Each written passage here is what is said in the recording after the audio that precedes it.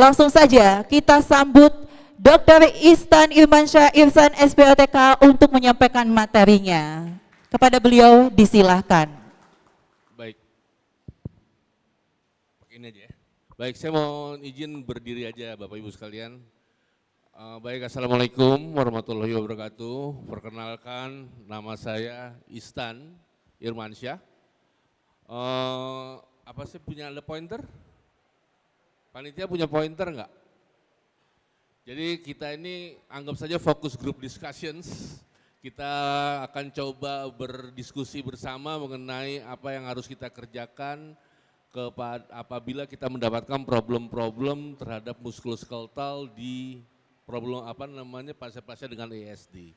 Bisa slide selanjutnya? Baik, saya bekerja di Saiful Anwar sudah 20 tahun, kantor saya di SMF Ortopedi dan Traumatologi, kemudian saya juga mengajar di program studi Ortopedi Traumatologi. Saya ayah dari 5 orang anak, tapi sekarang tinggal berdua aja sama istri saya, karena anak saya sudah pada keluar dari rumah.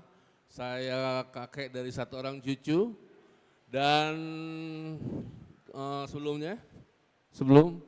kenapa ini penting? Karena ini ponakan saya adalah termasuk bagian dari keluarga ASD. Namanya Autar, dia umur 15 tahun sekarang. Dia adalah seorang pengidap ASD dan sekarang dia itu berkomunikasi dengan kami dengan berbahasa Inggris tanpa kursus bahasa Inggris. Dan sekarang dia lagi berkomunikasi dengan kami belajar bahasa Jepang tanpa kursus bahasa Jepang. Jadi menurut saya cukup istimewa. Di tengah itu orang tua saya umur 85 tahun dan ini adalah keluarga besar kami. Baik, saya berusaha untuk tidak masuk ke dalam ASD itu sendiri karena itu bukan spesifikasi kespesialisasian saya. Saya takut salah, tapi saya berusaha untuk bagaimana mendalami atau mengerti seperti apa itu ASD. Slide berikutnya. Seperti kita tahu, coba kita eksplorasi bersama, mungkin bapak-bapak dan ibu-ibu lebih paham mengenai ASD itu apa. Kalau kita mereferensi dari Lord dan kawan-kawan pada tahun 2020, ASD itu, mohon koreksi saya kalau saya salah ya, ASD itu adalah suatu kelainan yang mengakibatkan seseorang mengalami gangguan dalam komunikasi dan interaksi terhadap sosial. Dan ini adalah gambaran besar apa yang kita lihat kalau kita melihat pasien-pasien dengan ASD. Spektrumnya luas sekali, dari yang paling ringan sampai yang paling berat, sehingga kita bilang spektrum.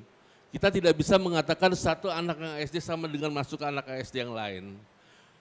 Mungkin bisa teman bapak-bapak ibu dan teman-teman sekalian bisa melihat bahwa pasien dengan autism spectrum disorder bisa mengalami problem yang kita sebut motor difficulty. Apa itu motor difficulty? Tubuh kita ini ada gerakan namanya gerakan motorik. Gerakan motorik itu adalah gerakan bagaimana kita bisa mengendalikan fungsi otot kita untuk kita bekerja sebagai seorang manusia. Misalnya bagaimana kita berolahraga, kita bisa melempar sesuatu, kita bisa menjaga keseimbangan. Terima kasih. Terima kasih ya. Ya, nah itu adalah motorik atau sistem motorik kita. Jadi bagaimana otak kita memerintahkan kepada otot-otot kita untuk menjalankan suatu aktivitas, itu adalah gross motoric functions atau motorik. Kemudian kita juga bisa melihat mungkin teman-teman atau keluarga kita yang mengalami ASD, ada suatu situasi yang dibilang adalah repetitive behavior, mengulang-ulang gerakan, mengulang-ulang ucapan. Kemudian juga bisa communication difficulty atau ada sensitivitas terhadap stimulasi dan juga pasti ada sosial kesulitan untuk melakukan kegiatan sosial. Semua ini ternyata berhubungan dengan aktivitas motorik atau aktivitas sensorik yang mengakibatkan perubahan atau bisa menyebabkan cedera pada sistem muskuloskeletal kita. Apa itu sistem muskuloskeletal kita? Slide berikutnya. Slide. Apakah ini? Baik. Saya maju sedikit sini deh. Sekarang kita lihat. Bisa kelihatan? Oke. Gambar kanan adalah seorang anak yang melakukan suatu aktivitas menari. Bagaimana dia bisa melakukan menari, mengontrol tangannya sesuai dengan gerakan yang diatur oleh pelatihnya, sehingga mendapatkan suatu ritme yang baik, yang enak untuk kita lihat sebagai seorang penari. Karena itu ada kontrol dari otak, di mana otak itu akan terhubung oleh namanya cervical, thoracic, lumbal, sakral, itu adalah sumsum tulang belakang. Otak itu memberi perintah dan dijalankan perintah itu oleh sistem motorik kita, sistem muskuloskeletal kita. Kalau otak bilang kita mengatakan angkat jari kita, dia akan angkat jari kita.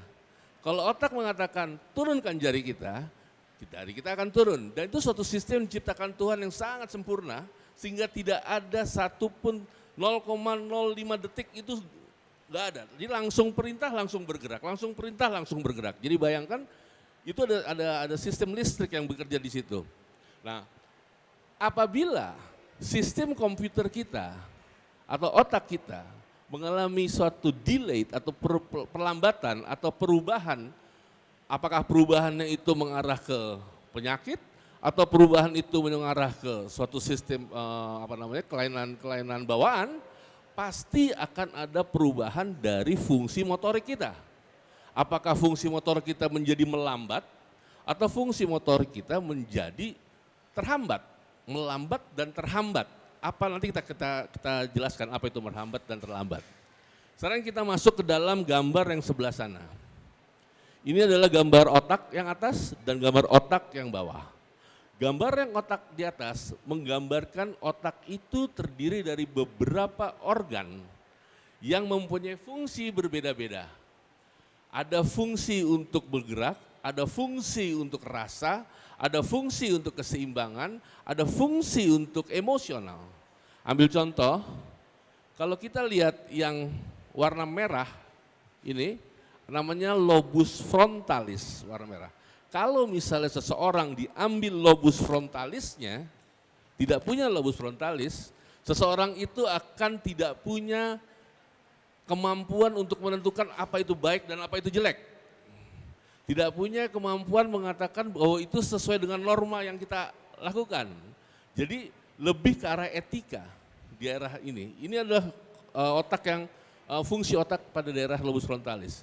Jadi yang ingin saya katakan di sini bahwa dalam melakukan fungsi-fungsi gerakan seperti anak menari ini, seluruh otak ini bekerja.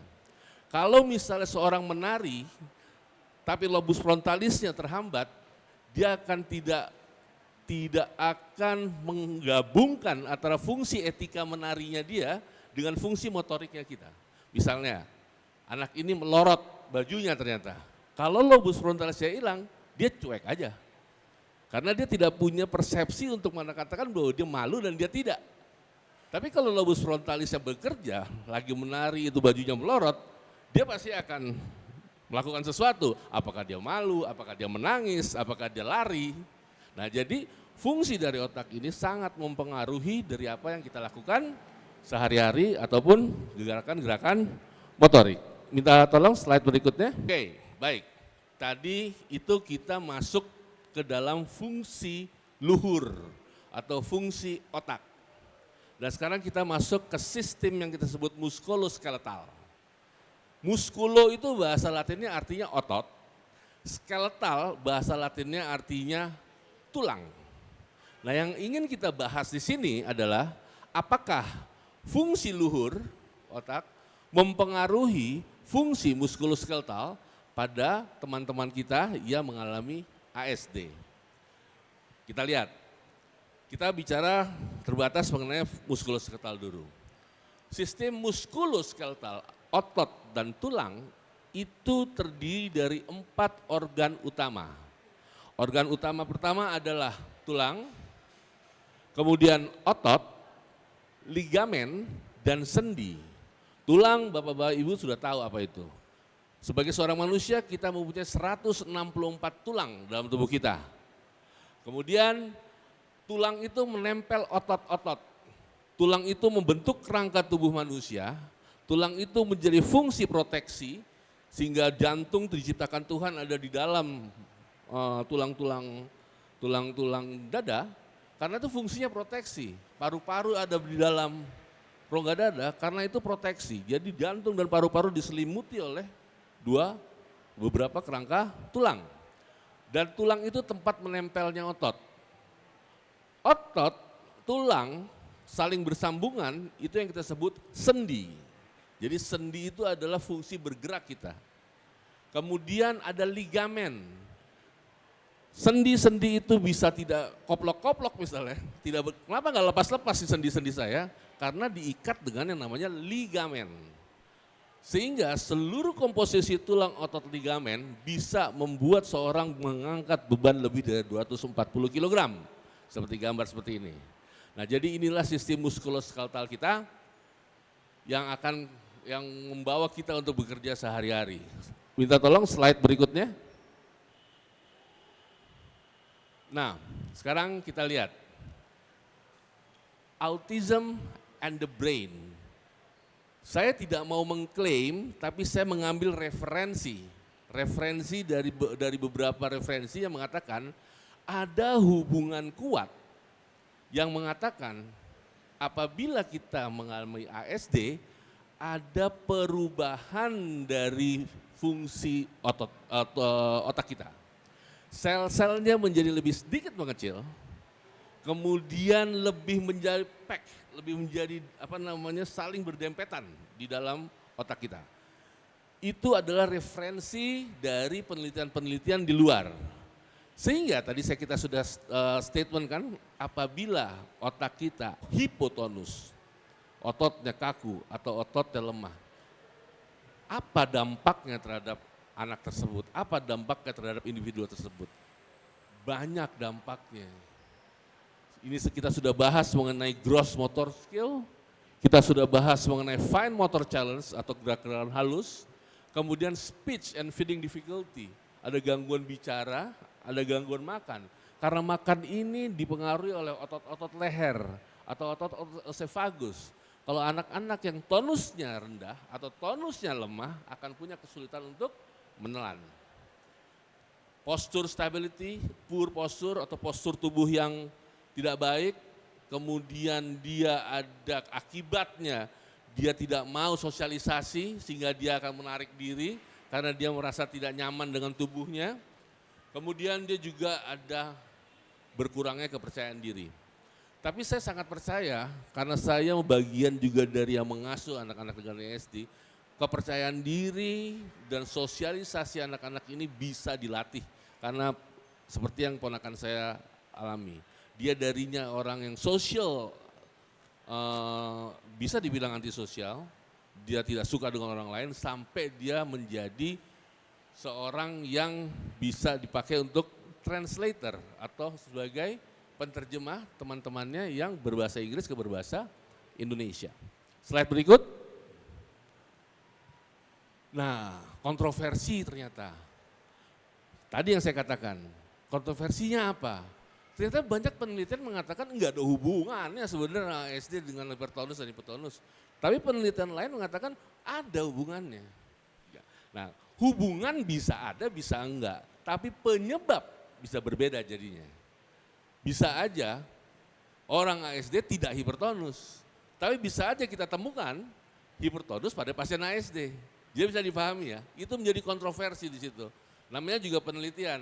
Penelitian manusia selalu tergantung dari sampel yang diambil, kelompok-kelompoknya gitu ya. Kemudian variasi individu, tadi lagi spektrumnya luas sekali, jangan-jangan penelitiannya diambil di spektrum yang rendah atau di penelitian diambil spektrum yang sangat berat. Oke, slide berikut. Kembali, ini penelitian medis. penelitian medis itu kadang-kadang selalu kayak ini, kayak versus gitu ya. Ada yang mengatakan setuju, ada yang mengatakan tidak.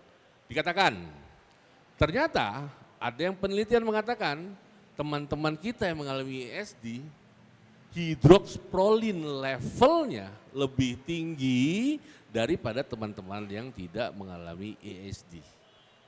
Apa itu hidroksiprolin? Hidroksiprolin adalah suatu zat yang ada di dalam sendi yang membuat si ligamen menjadi lebih lentur. Sehingga pasien-pasien atau keluarga-keluarga kita yang mengalami ESD, ada yang sendinya jadi hipermobile, jadi kayak manusia plastik gitu, bisa lebih lentur. Lihat ini, wah ini mati ya. Lihat itu ada tes pada daerah jempolnya, itu nggak semua orang bisa membuat jempolnya nempel ke sini. Teman-teman bisa nggak? Nempel ke sini. Susah ya? Nah, jadi artinya ada penelitian mengatakan bahwa, dan penelitian ada juga penelitian mengatakan itu nggak bohong, itu bukan bohong. Itu penelitian tidak valid itu. Tapi namanya kedokteran, ya sudah, kita tinggal mau percaya yang mana.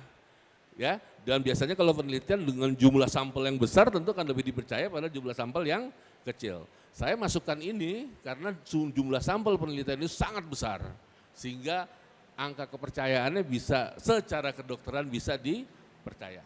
Slide berikutnya. Jadi ini mengenai sendi ya, slide. Nah sekarang setelah hipermobile atau sendinya sangat lentur, konsekuensinya apa jadinya? Konsekuensinya jadinya gampang radang sendi. Hampir 70% teman-teman yang ESD datang ke klinik saya, semua gejalanya nyeri sendi. Nyeri sendi.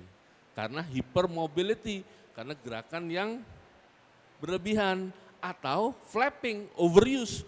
Dia berulang-ulang gerak seperti gitu. Sehingga karena dia flapping, overuse, bekerja terlalu banyak, itu merangsang nyeri sendi. Dan kembali penelitian lagi juga mengatakan bahwa ternyata keluarga kita yang mengalami ESD ini mempunyai bakat memang artritis sendi atau radang sendi, karena ada zat-zat yang diteliti ternyata memang ada.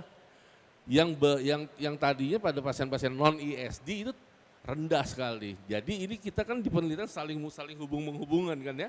Nah jadi seperti begitu. Slide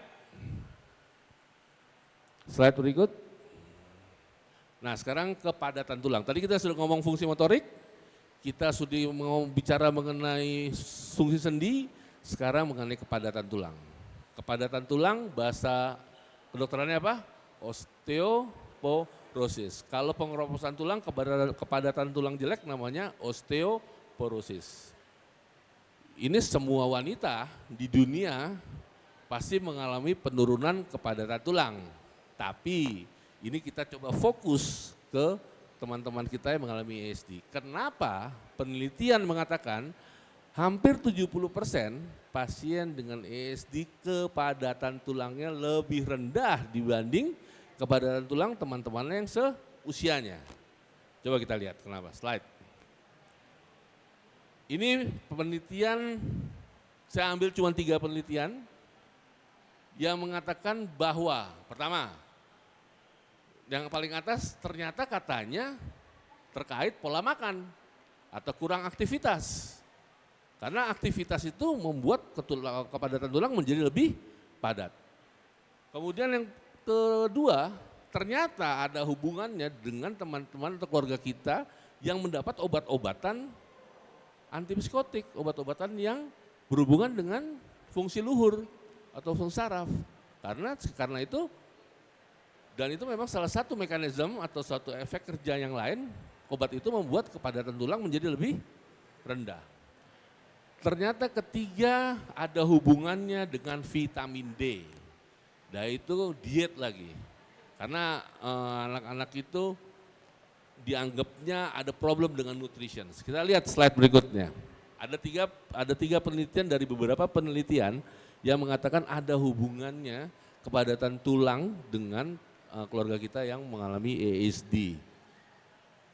Tulang bapak-bapak, ibu-ibu adalah tulang yang hidup. Kalau kita melihat tulang ini, permukaan tulang di sini, kalau kita kasih tanda, kemudian 2 bulan lagi kita lihat, tulang ini sudah hilang. Karena tulang ini hidup. Kenapa hidup? Karena ada mekanisme yang kita sebut warna biru dan warna merah. Warna merah namanya osteoklas, sel-sel yang makanin tulang. Tapi yang warna biru namanya osteoblas, sel-sel yang naruh tulang. Itu bersahabat tuh, osteoklas sama osteoblas, warna merah dan warna biru. Kalau warna merah datang makanin tulang, pasti yang warna biru ada di buntutnya untuk naruh tulang. Pasti yang naruh tulang. Teman-teman yang mengalami osteoporosis atau ibu-ibu yang mengalami osteoporosis, fungsi yang merah yang makanin tulang lebih besar dibanding fungsi yang biru. Jadi tulang kita menjadi defisit, jadi kropos karena fungsi yang merah menjadi lebih banyak, lebih bekerja daripada fungsi yang biru. Padahal dia berteman, yang merah datang pasti yang biru datang, yang merah datang pasti yang biru datang. Itu udah hukum Tuhan itu, nggak bisa dibantah dan pasti itu terjadi. Oke, nah ini adalah fungsi bone remodeling. Ini fungsi normal, kita lihat fungsi abnormalnya, slide. Minta tolong slide. Nah kita lihat, kalau normal bone, si merah sama si biru naruh tulang yang sama. Si merah makan 3, si biru naruh 3. Si biru makan 3, si merah naruh 3. Tapi kalau yang osteoporosis, si biru pakai bom. Sehingga dia makan 10, naruhnya cuma 1. Makan 10, naruhnya cuma 1. Sehingga kita tekor tulang kita. Sehingga jadi tidak padat. Akibatnya kalau kita menjadi yang kiri kita lihat, decrease bone mass, artinya kualitas bone-nya turun. Kenapa? Bisa karena vitamin D, karena bisa menopause, bisa karena atau umur, genetik dan diet atau faktor lainnya. Akibatnya apa? Kalau kita kropos tidak patah, nggak masalah. Tapi kalau kita kropos terus patah, itu masalahnya. Sehingga menjadi problem bagi kita yang bekerja di kedokteran yang berhubungan dengan sistem muskuloskeletal. Sekarang kita lihat slide. Nah, ini contohnya tulang yang baik. Ini contohnya sebelah yang low bone density, tulang yang kropos. Sehingga dia menjadi jarang-jarang sel-selnya.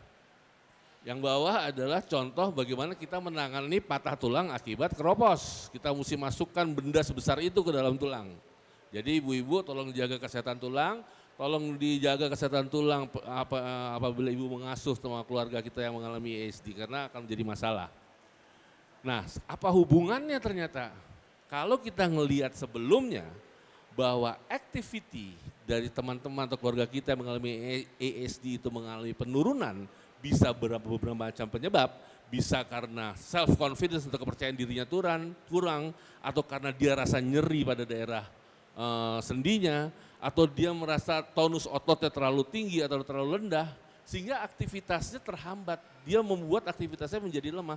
Padahal kalau lihat kita gambar situ mengatakan, kalau kita melakukan aktivitas tulang kita bertambah kuat, tulang kita bertambah, kalsium masuk bertambah, membuat kerja si osteoklas atau yang pemakan tulang itu menjadi lebih rendah.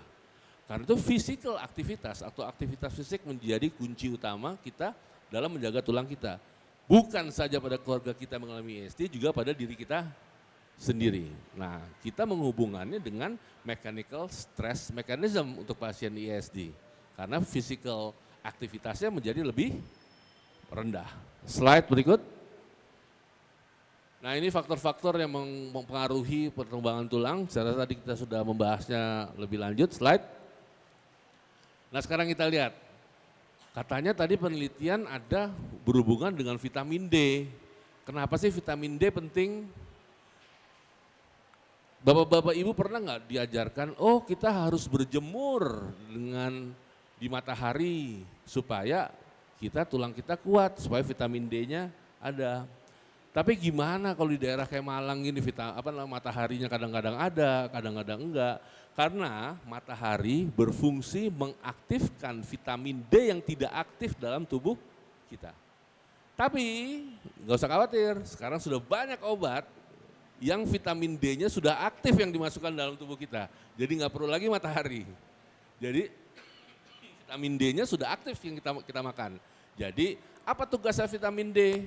Tugas vitamin D adalah menyerap kalsium dalam tubuh kita. Jadi kalau tidak ada vitamin D, kalsium yang kita makan cuma muter-muter aja dalam tubuh kita, terus keluar lewat kotoran. Muter-muter nggak ditangkap sama tulang kita. Karena vitamin D berfungsi menangkap tulang-tulang yang ada di dalam aliran darah kita, kalsium yang ada di dalam darah tubuh kita. Karena itu vitamin D menjadi esensial, gitu ya. Slide. Nah, sekarang gimana selanjutnya nih? Kita sudah tahu problemnya segitu. Kita coba lihat slide. Kita coba kasih ilustrasi kasus. Saya kasih 2 ilustrasi kasus. Karena begitu saya diminta sama Pak Cahyadi untuk mengisi acara ini, saya jadi buka-buka status lagi. Oh ternyata beberapa pasien saya memang ada yang mengalami problem ini dengan ASD. Saya mohon izin untuk meneruskan sedikit lagi.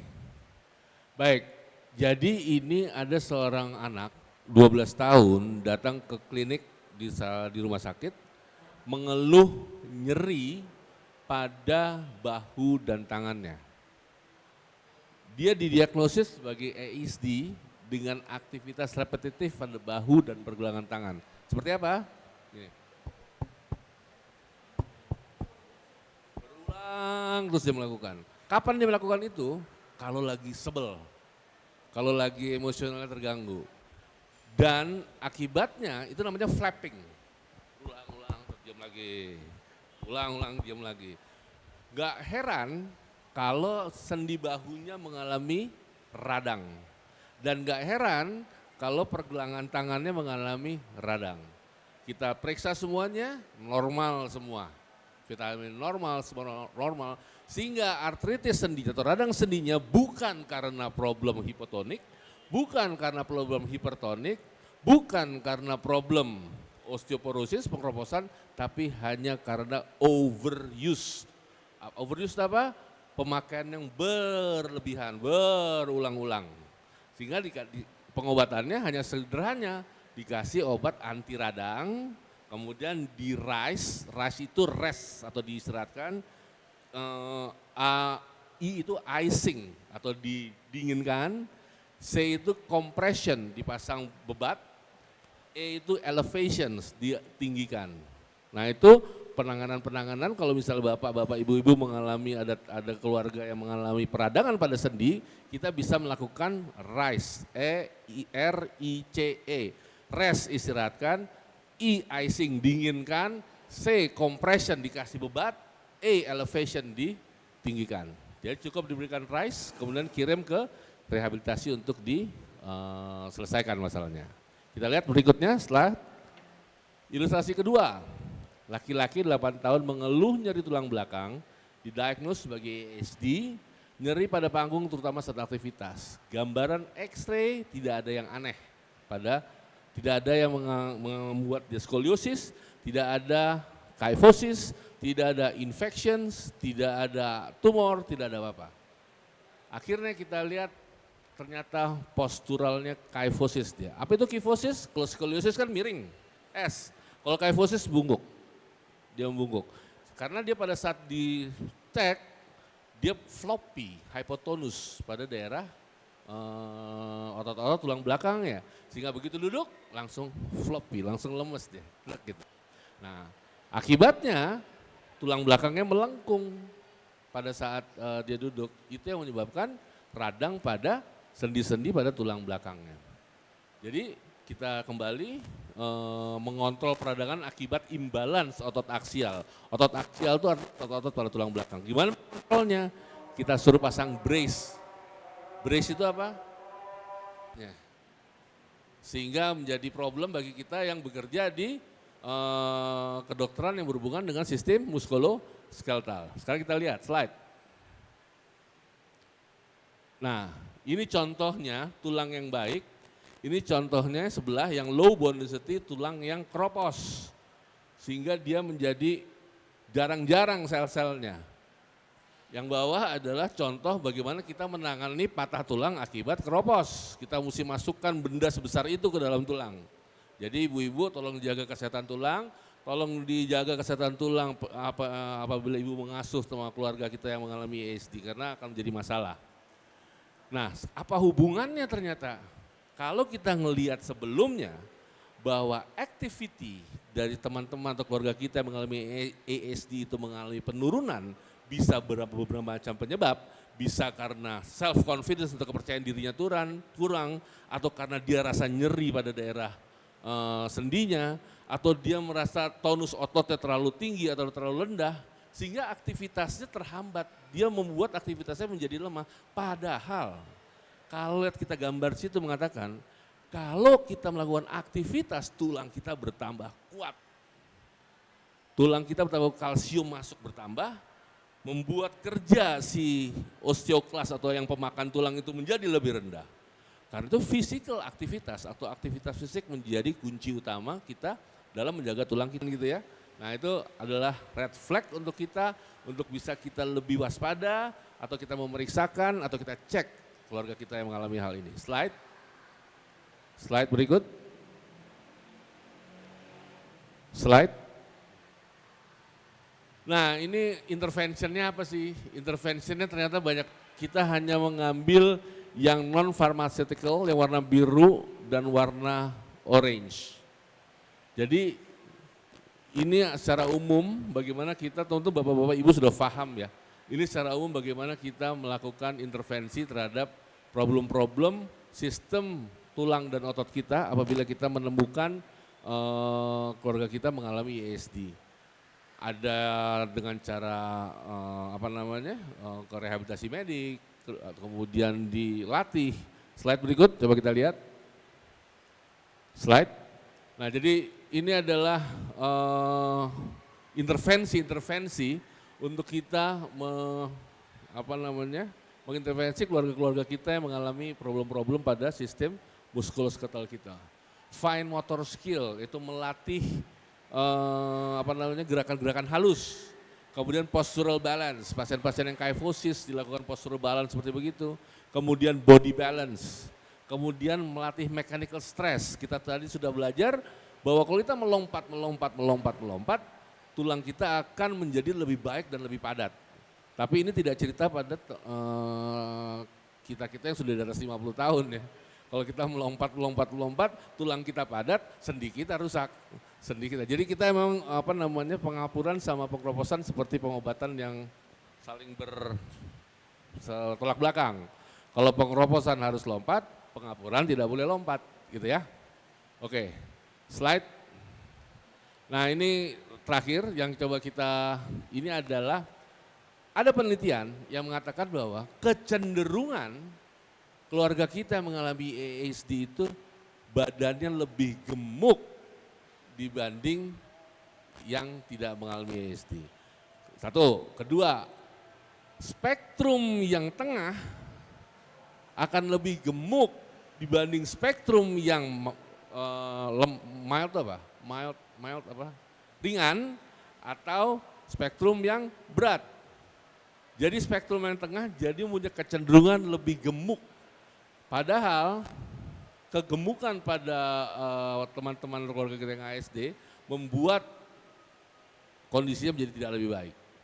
Ya, berat badannya bertambah, sendinya mempunyai beban, aktivitas fisiknya menjadi berkurang sehingga menyebabkan problem-problem pada sistem muskuloskeletal kita. Jadi kita paham ada namanya makronutrients, ada namanya mikronutrients. Kita lihat ya. Kalau yang warnanya orange itu yang sudah dibuktikan ada genetik yang bisa menyebabkan dia lebih gemuk. Kemudian dibuktikan pengobatan-pengobatan yang berhubungan dengan fungsi luhur, obat-obatan otak membuat dia lebih gemuk. Itu terbukti, karena itu dibilang primer.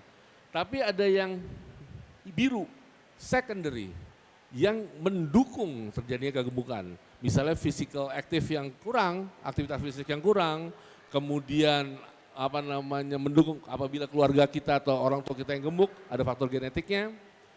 Kemudian juga nutrient intake. Jadi biasanya makronutrien tidak seimbang dengan micronutrien. Biasanya anak-anak lebih senang makronutrien. Apa itu makronutrien? Karbohidrat, protein, dan lemak. Kalau micronutrien itu adalah vitamins dan mineral. Ketidakseimbangan antara makronutrien dan micronutrien itu menyebabkan problem untuk kita. Oke, slide. Nah ini terakhir ya, bahwa kesehatan tulang itu otot sendi adalah hak semua orang dan kita harus memperjuangkan bahwa kita ini sebagai seorang manusia atau kita sebagai seorang pengasuh dan kita harus menghargai hak semua orang. Gitu ya.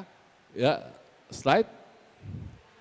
Nah, jadi ini ada satu quote yang mengatakan bahwa weight bearing exercise atau olahraga yang berhubungan dengan berat badan, menumpu beban tubuh kita, itu akan meningkatkan kapasitas tulang, akan meningkatkan kapasitas otot. Karena itu kita harus bisa memilih kira-kira exercise apa saja yang bisa kita berikan kepada kita, keluarga kita, dan tentunya diri kita sendiri. Demikian, terima kasih. Wassalamualaikum warahmatullahi wabarakatuh. Mohon maaf apabila ada yang tidak berkenan. Terima kasih.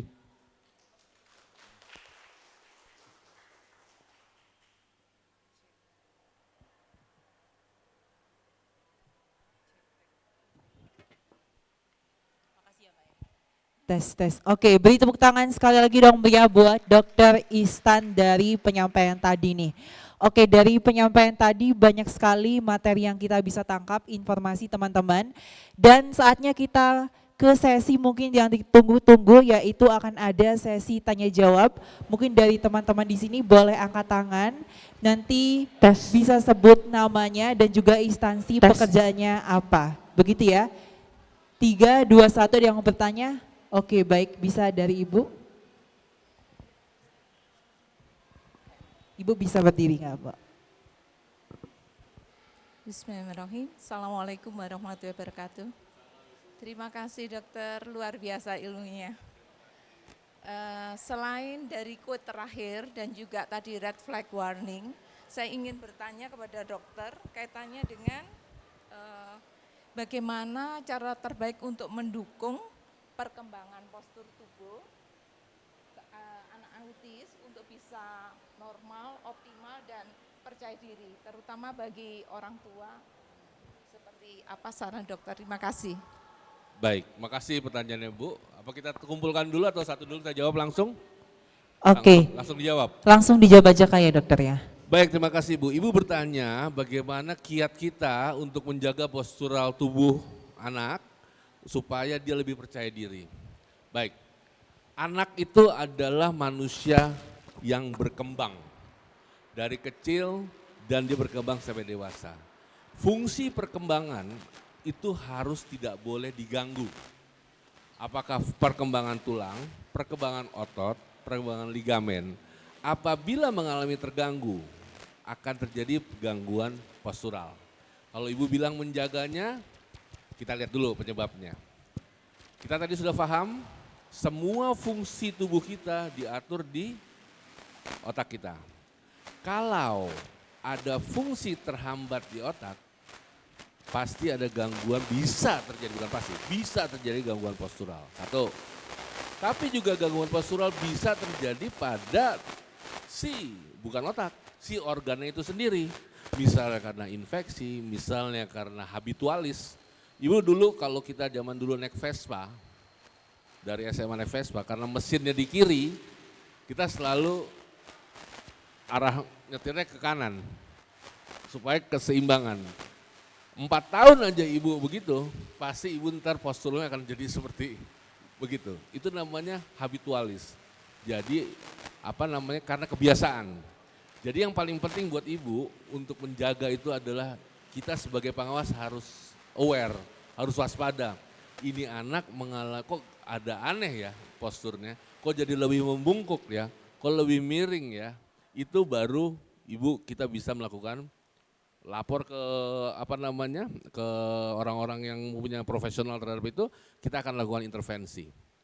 Jadi artinya kalau untuk mencegah tentu bisa, tapi kalau hubungannya dengan problem, misalnya penyakit atau apapun itu agak sulit kita mencegah. Yang penting kita early warning Bu, red flag tadi. Kalau ibu melihat kok agak ada yang aneh nih ya, segera ke profesional untuk kita bisa berkonsultasi bagaimana kita bisa melakukan intervensi terhadap problem-problem postural. Itu yang bisa saya sampaikan ke ibu, artinya kita tidak, nanti dari hasil intervensi itu ibu akan dapat nasihat, gerakan-gerakan apa saja yang perlu dilatih, terus rehabilitasi apa saja yang perlu disampaikan. Jadi kira-kira begitu Bu, jadi kita sebagai seorang pengasuh mungkin early warning atau gejala dini itu yang perlu kita tangkap. Sehingga kita tidak sampai ke dalam kasus yang kita sebut sebagai keterlambatan. Gitu nggak Bu? Sama-sama, Baik, Bu. Ibu apa bisa dipahami? Oke, baik kita lanjut ke penanya berikutnya, bisa angkat tangan. Oke, bisa yang di belakang terlebih dahulu, nanti setelah itu bisa Ibu yang di depan lagi. Oke, bisa perkenalkan nama dulu Ibu dari instansi dan juga pekerjaannya. Assalamualaikum warahmatullahi wabarakatuh. Nama saya Bapak Bu Sri Panjailing. D Tulung Rejo 1. Guru ya Bu ya? Iya. Di sini saya mempunyai 2 murid Bapak. 2 murid? 2 murid. Yang satu itu anaknya kelas 1 sekarang. Itu anaknya itu suka tidur Pak. Jadi kalau pembelajaran itu dia keluar dan tidur di kursi luar atau di bawah taman. Saya kira anak itu seperti ingin bermain dengan dirinya sendiri gitu Pak ya. Tidak mau bergaul dengan temannya. Nah yang kedua yaitu kelas 3 itu laki-laki itu gampang marah Pak. Kesenggol temannya itu langsung marah, ngamuk katanya seperti itu, sampai gurunya itu tidak bisa mengatasi. Karena apa? Di sini saya kan hanya guru biasa, tidak bisa bagaimana cara mengatasinya anak seperti itu. Saya kena awam dengan anak seperti itu. Terima kasih dan saya akhiri. Assalamualaikum warahmatullahi wabarakatuh. Waalaikumsalam. Waalaikumsalam warahmatullahi wabarakatuh. Terima kasih Bu Wahyuni ya Bu. Saya sangat apresiasi terhadap guru yang perhatian dengan anaknya sehingga ibu bisa menangkap permasalahannya. Itu suatu langkah yang sangat bagus Bu. Ibu sudah menangkap problemnya.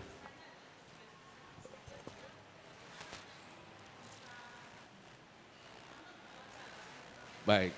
Nah, namun Bu, saya nggak berani jawab pertanyaannya Ibu. Kenapa? Karena ekspertise atau kompetensi saya bukan di situ. Jadi kompetensi saya tidak mau masuk ke dalam problem ASD-nya karena kompetensi saya bukan di problem psikologik, bukan di problem perkembangan development pada anak, tapi kompetensi saya adalah bagaimana kita bisa menangkap problem-problem muskuloskeletal atau sistem otot dan rangka terhadap gangguan-gangguan pada ASD. Saya mohon maaf, saya takut jawabnya Bu. Karena nanti dibilang, ini orang sok tahu amat katanya. Orang bukan spesialisnya gitu. Jadi artinya nanti Ibu bisa berkonsultasi mungkin ke teman-teman yang ada di sini untuk lebih menangkap apa yang Ibu inginkan. Tapi saya apresiasi Bu bahwa early warning system Ibu tuh berjalan gitu ya sebagai seorang guru. Gitu ya Bu, mohon maaf oke. Pak moderator nih. Oke, kita akan buka satu sesi lagi karena keterbatasan waktu. Bisa turunkan dulu, bisa turunkan cepet-cepetan ya. Ya, 3, 2, 1. Oke, bisa sebelah sini. Ya, baris kedua. Ibu bisa berdiri? Ya, terima kasih. Assalamualaikum, saya Bu Dini. Saya terapis, juga memiliki anak ASD. Gini Dok, kebanyakan itu kenapa ya anak ASD itu tiba-tiba buang barang. kayak refleksi gitu. Terus kemudian dikasih lagi buang barang lagi, dikasih lagi buang barang lagi. Dari penjelasan jenengan tadi kan ada lobus frontalnya itu pengaruhnya sampai seberapa persen itu dok? Maksudnya kita untuk menahan dia supaya tidak membuang barang yang sudah kita kasih gitu loh dok. Pasti kan dikasih apa dibuang, itu sengaja apa tanpa sengaja atau di luar konteks otaknya dia, itu aja. Untuk menangani hal biar tidak membuang langsung pret, kan kadang membuangnya itu dia enggak sadar kayaknya gitu dok. Gimana itu dok? Makasih. Baik. Saya mencoba menjawab karena pertanyaannya tidak terlalu mengarah ke psikologik. Walaupun sebenarnya juga bukan kompetensi saya untuk menjawab. Karena kompetensi saya mencoba menjawab bagaimana problem-problem muskuloskeletal. Tapi gini, hypersensitivity kan pada, dia hypersensitivity atau hyposensitivity, dia sensitif terhadap suatu barang dan sensitif terhadap suatu situasi, atau dia tidak sensitif terhadap suatu situasi atau dia sangat sensitif terhadap situasi, itu menjadi problem yang Ibu hadapi. Satu. Kedua, emotional stability itu saya baca itu tidak bisa dikendalikan oleh diri dia sendiri. Jadi dia membuang itu bukan berarti dia tidak suka. Dia membuang bukan berarti dia tidak suka pada yang memberi atau dia tidak suka pada bendanya itu. Tapi instability pada kondisi itu mungkin, saya nanti dibilang sok tahu lagi karena itu betul itu emosional yang trap. Kalau kita dibaca di buku namanya emotional trap. Itu cara dia mengungkapkan emosionalnya dia. Apakah dia memukul, dia itu berusaha menyakiti? Enggak. Dia memukul itu bukan untuk menyakiti, dia memukul itu untuk melepas emotional trapnya, keterjebakan emosionalnya dia. Orang kalau misalnya ibu marah, mungkin ibu berteriak, atau misuh, atau ngelempar sesuatu kepada yang membuat ibu kesel. Dengan sadar, tapi ini emotional trapnya yang bekerja. Karena dia bekerja berdasarkan refleks. Bukan bekerja berdasarkan judgment. Berdasarkan judgment apa ya? Judgment, pikiran, penilaian. Berdasarkan penilaian gitu. Jadi, tapi saya tidak mau lebih panjang lagi membahas ini karena harusnya saya didampingi sama ini ya, sama psikolog ya harusnya. Supaya bisa nyambung gitu. Kalau ini seolah-olah saya ngomong dengan kompetensi saya gitu. Tapi ya nggak apa-apa lah. Kita berusaha untuk menjawab. Kira-kira gitu ya. Oke, ternyata waktunya masih sisa Pak, jadi kita buka satu penanya lagi Bapak ya. Kayaknya saya lihat sebelah ibu itu kayaknya bisa yang terakhir pojok samping, ya boleh ibu ini soalnya dari awal ibunya sangat semangat. Mungkin bisa perkenalan terlebih dahulu ibu, nama dan instansi pekerjaan ibu. Monggo. Nama saya Umi Salama Pak, saya pendidik PAUD. Yang saya tanyakan Pak, saya pernah punya siswa itu juga seperti Bapak tadi bilang ada yang keras pergerakannya, ada yang lembek. Selama setahun akhirnya orang tuanya kayak ada terapi di luar. Dua-duanya itu mengkondisikan makanannya harus dijaga. Apa memang asupannya dipengaruh juga dengan anak ASD ya? Nggak boleh coklat, nggak boleh manis-manis, apa benar? Kemudian kalau untuk diri saya sendiri, saya terapi renang Pak, usia udah 58, apa bagus renang? Renang. Untuk ibu? Iya. Oke. Matur nuwun. Baik, saya jawab yang nomor 2 dulu ya. Berenang adalah aktivitas yang paling efektif untuk membuat kesehatan tubuh kita paling bagus. Apalagi kesehatan tulang, otot, sendi, dan ligamen. Berenang sangat efektif. Jadi kalau misalnya ibu nggak bisa berenang ya belajar berenang dulu. Tapi artinya bukan satu-satunya berenang ibu. Jadi kadang-kadang kita bisa masuk ke dalam satu ada terapis di sini, terapis bisa mengarahkan ke kita, apa kira-kira yang bisa kita lakukan. Yang kedua, yang pertama tadi pertanyaannya, mengenai hipertonus dan hipotonus ya Bu ya. Pertanyaannya tadi apa Bu? Oh makanan, oke.